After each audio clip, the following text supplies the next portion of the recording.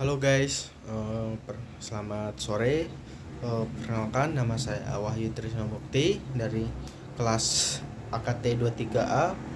Baik, jadi pada pertemuan kali ini saya akan mempresentasikan materi mengenai eh, obligasi dan valuasinya. Nah, ini tuh memahami investasi pendapatan tetap. Nah, jadi investasi obligasi itu menawarkan jalur menuju pendanaan yang stabil dan diversifikasi portofolio. Nah, apa sih itu obligasi? Jadi, obligasi itu adalah surat utang, adalah instrumen keuangan yang diterbitkan oleh penerbit, bisa pemerintah melalui surat utang negara atau korporasi swasta untuk meminjamkan dan meminjam dana dari publik. Dengan memberi obligasi, investor secara efektif akan menjadi kreditur bagi penerbit. Nah, obligasi adalah surat pengakuan utang jangka menengah hingga jangka panjang. Nah, kupon bunga ini adalah investor menerima pembayaran kupon bunga secara berkala, misalnya semesteran ataupun tahunan. Nah, pengembalian pokok pada tanggal jatuh tempo, penerbit wajib mengembalikan nilai pokok nominal obligasi kepada investor. Contoh nih, jika saya membeli obligasi senilai 1 juta dengan kupon 6% per tahun, maka saya akan menerima 60.000 setiap sebagai bunga tahunan sampai jatuh tempo. Selanjutnya ada jenis-jenis obligasi di Indonesia. Nah, pasar obligasi di Indonesia ini menawarkan beragam pilihan yang disesuaikan dengan kebutuhan dan profil resiko investor. Yang pertama, obligasi pemerintah. Ini tuh diterbitkan oleh negara Republik Indonesia. Contohnya itu adalah ORI, SBR, dan Skuk Retail.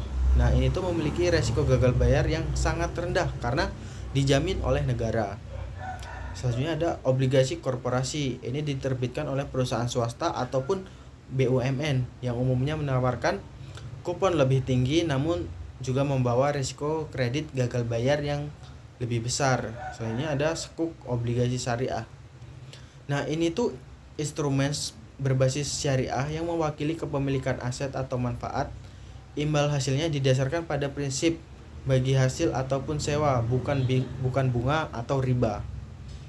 Nah, selanjutnya ada zero coupon bond. Nah, ini tuh tidak memberikan pembayaran kupon berkala. Obligasi ini dijual dengan harga diskon lebih rendah dari nominal dan dibayar penuh pada saat jatuh tempo, sehingga keuntungan diperoleh dari selisih harga jual dan harga beli. Selanjutnya ada karakteristik utama obligasi. Nah, setiap obligasi memiliki 4 elemen kunci yang menentukan nilai dan arus kas bagi investor. Yang pertama tuh tingkat kupon atau kupon rate. Nah, persentase bunga tetap dari nilai nominal yang dibayarkan penerbit kepada pemegang obligasi secara berkala, misalnya 5% per tahun. Nah, yang kedua ada nilai nominal par value. Nah, jadi nilai pokok obligasi yang akan dikembalikan kepada investor pada saat jatuh tempo. Ini adalah dasar perhitungan kupon. Nah, tanggal jatuh tempo maturity date ini adalah tanggal spesifik di mana pokok obligasi ini harus dibayar kembali sepenuhnya oleh penerbit. Tenor ini bisa bervariasi, bisa dari 1 tahun hingga 30 tahun. Harga pasar market price. Nah, harga obligasi yang diperdagangkan di pasar sekunder, harga ini terus berfluktuasi tergantung permintaan, penawaran, dan kondisi suku bunga.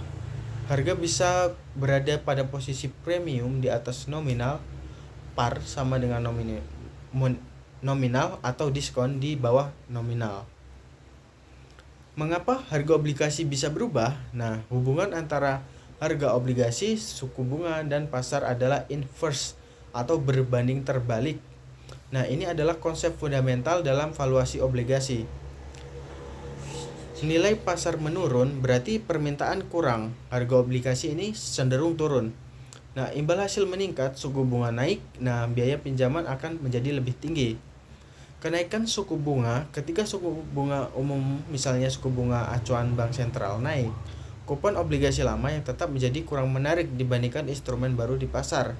Akibatnya, harga obligasi lama turun, dijual diskon agar yieldnya menjadi lebih kompetitif. Selanjutnya penurunan suku bunga pasar. Ketika suku bunga umum turun, kupon obligasi lama yang lebih tinggi menjadi sangat menarik. Akibatnya harga obligasi lama cenderung naik atau dijual secara premium karena investor bersedia membayar lebih untuk kupon yang relatif tinggi. Valuasi obligasi ini adalah menentukan nilai wajar. Nah, valuasi adalah proses menghitung nilai present value dari semua arus kas yang akan diterima investor di masa depan. Yang pertama tuh arus kas masa depan. Terdiri dari pembayaran kupon berkala dan pengembalian nilai nominal pada saat jatuh tempo. Ya, kedua ada mendiskontokan. Nah, semua arus kas didiskontokan kembali ke hari ini menggunakan tingkat diskonto yang relevan, yaitu yield to maturity atau YTM. Dan yang terakhir adalah nilai sekarang. Penjumlahan nilai sekarang dari seluruh kupon dan nilai sekarang dari nominal menghasilkan nilai wajar obligasi hari ini. Nah, yield to maturity adalah tingkat pengembalian yang diharapkan investor jika obligasi dipegang sampai jatuh tempo. Yield to maturity adalah tingkat diskonto yang menyamakan harga pasar obligasi saat ini dengan nilai sekarang dan arus kasnya di masa depan. Contoh perhitungan valuasi sederhana.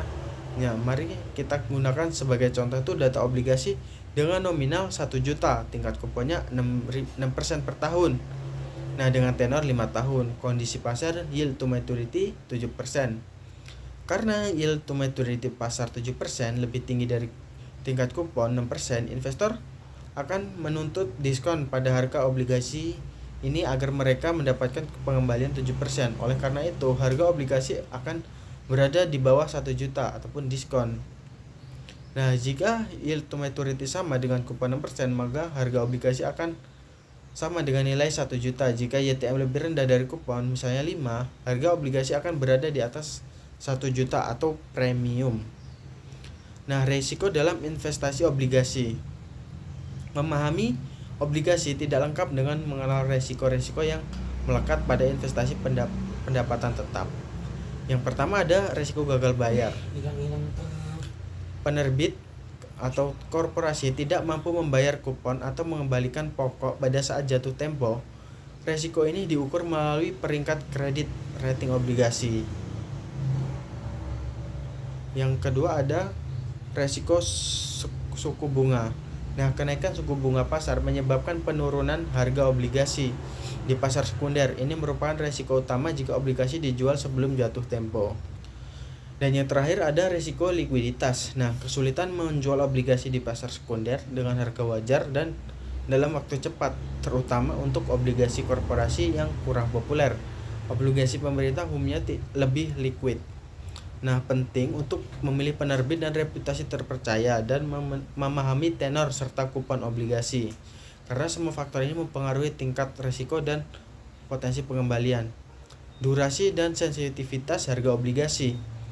Durasi tinggi, sensitivitas tinggi. Obligasi dengan durasi yang lebih tinggi akan mengalami perubahan harga yang lebih besar, lebih volatil ketika suku bunga pasar berubah, walaupun hanya 1%. Durasi rendah, sensitivitas rendah. Obligasi dengan durasi yang lebih rendah cenderung lebih stabil harganya saat terjadi fluktuasi suku bunga. Faktor-faktor yang meningkatkan durasi, tenor yang lebih panjang, tingkat kupon yang lebih rendah, dan yield yang sangat rendah. Jadi kesimpulannya, obligasi sebagai investasi strategis, diversifikasi portofolio, penyelarasan strategi, sumber pendapatan tetap, dan keputusan berbasis pengetahuan. Nah, jadi investasi di obligasi adalah fondasi bagi stabilitas keuangan jangka panjang bagi diri kita. Nah, obligasi sering bertindak sebagai aset defensif yang menyeimbangkan risiko dari investasi yang lebih volatil seperti saham. Nah, pilih jenis obligasi ini seperti pemerintah ataupun korporasi. Dengan memahami konsep valuasi dan risiko memungkinkan pengembalian keputusan investasi yang lebih terinformasi dan terstruktur. Nah, baik, jadi mungkin untuk presentasi dari saya cukup sampai di sini. Jika ada salah kata atau pengucapan dalam pemaparan materi, Saya mohon maaf dan untuk akhir kata saya ucapkan terima kasih.